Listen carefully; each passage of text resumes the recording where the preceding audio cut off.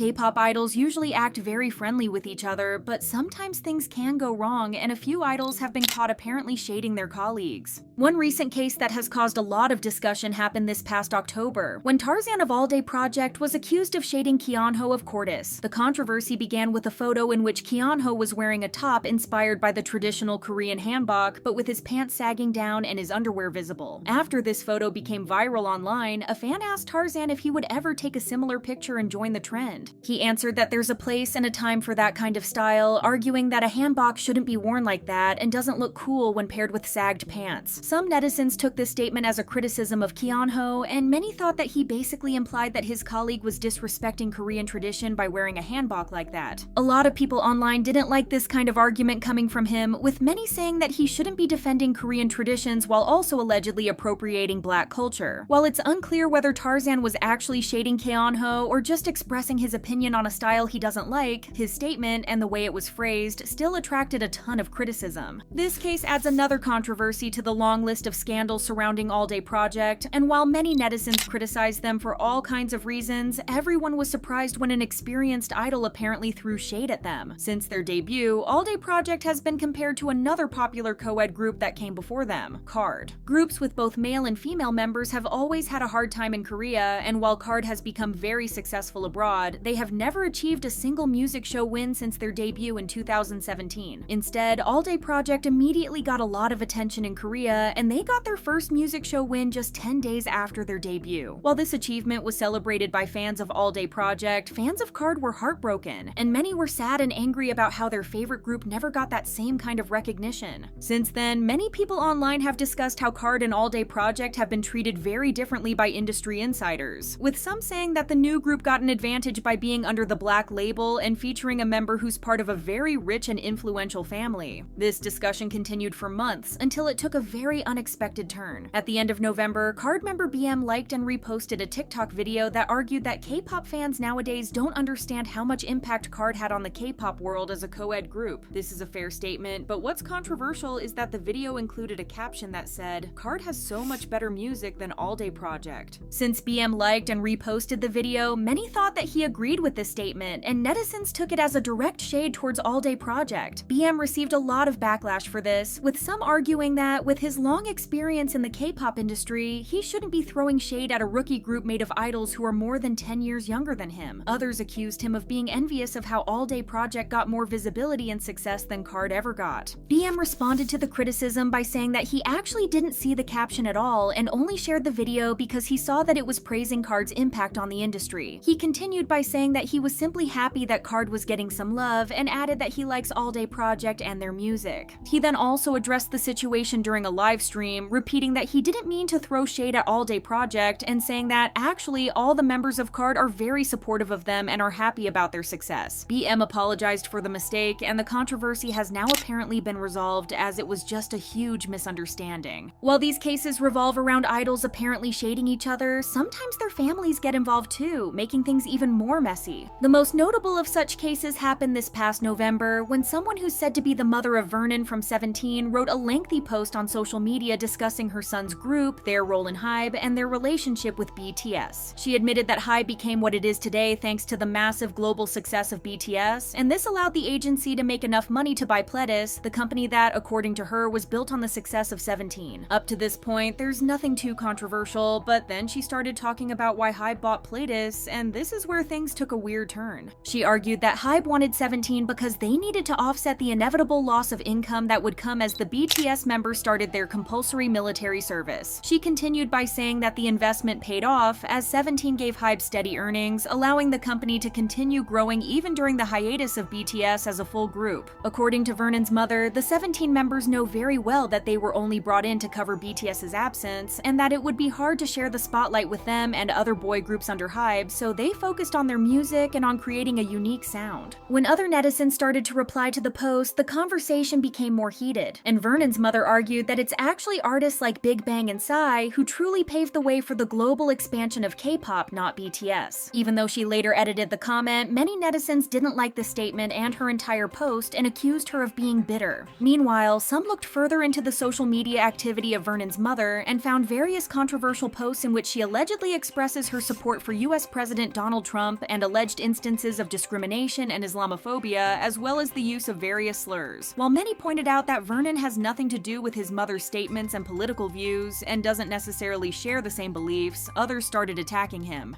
As the controversy grew larger, the person said to be Vernon's mother returned to social media and argued that she always liked BTS and never said anything bad about them, while also claiming that she doesn't particularly support any political figure. In a series of other comments, she claimed that she wasn't trying to throw shade at BTS, and instead criticized the behavior of BTS fans who she claimed were attacking her son. Nevertheless, the damage was already done, and the fandoms of BTS and 17 started to argue harshly with each other. Many now believe that the statements are damaging 17's image, even though the members of the group did nothing wrong, and netizens are hoping that she avoids saying anything else that might be seen as controversial on social media. This isn't the only case involving 17 and BTS, and another incident of alleged shading happened this summer. The controversy began when Hoshi of 17 liked an Instagram reel showing the group's performance at the 2019 Mama Awards, with the caption pointing out how they were dancing even harder after they had just lost the Best Dance Performance Award, which was won by BTS. Some netizens interpreted the fact that Hoshi liked the post as him throwing shade at BTS and being bitter that 17 lost the award to them. Others instead defended him, claiming that he was simply acknowledging how hard 17 worked for that performance, and pointing out how Hoshi often said that BTS is an inspiration for him. Hoshi was attacked harshly by netizens for liking this video, but while it's impossible to know his true intent, it's unlikely that he actually had any intention to shade BTS. Another instance of alleged shading involving idols from HYBE happened quite recently, and this time it was much more direct. The story begins in 2024 when Yeonjun of TXT made his solo debut, and the physical release of the album featured a keychain version of himself. This product was beloved by the fandom, so many eyebrows were raised when, earlier this year, ENHYPEN released as merchandise a keyring designed in the likeness of member Sunghoon. Fans of both groups immediately criticized this decision, with many comparing the two products and pointing out how they look extremely similar. Since this round of merchandise was apparently directly designed by the members of the group, Sunghoon received a lot of backlash, with many netizens accusing him of plagiarizing Yeonjun. Fans of TXT argued that Sunghoon should pay him to use the design, adding that he stole Yeonjun's work while knowing very well that he was creating an almost identical product. Others instead defended Sunghoon, saying that it was the staff who provided him with Yeonjun's keyring and pushed him to copy the design. In fact, some put the blame on ENHYPEN's agency Belift Lab, claiming that the company just wanted to cut costs by recycling an old design. This discussion was already heated, but then it got even more steam with the release of Yeonjun's new album. Ahead of this release, Yeonjun talked about the keychain, referring to it as my product, which people interpreted as shade towards Sunghoon for allegedly copying it. Then netizens noticed that Yeonjun's song Do It includes the lyrics, "Move it like you've become YJ's miniature. Why are you hesitating? Join in too, amateur." Since Yeonjun is among the writers of the song, some believe that these lyrics are a direct reference to the controversy, and a few people are even calling this entire song a diss track directed at Sunghoon. There hasn't been any official explanation about these lyrics, so it's impossible to know whether Yeonjun was actually throwing shade at Sunghoon, but many argued that he knows very well what he's doing. Nevertheless, since the behind-the-scenes details of the situation are still unknown, fans continue to debate whether Yeonjun included those lyrics on purpose.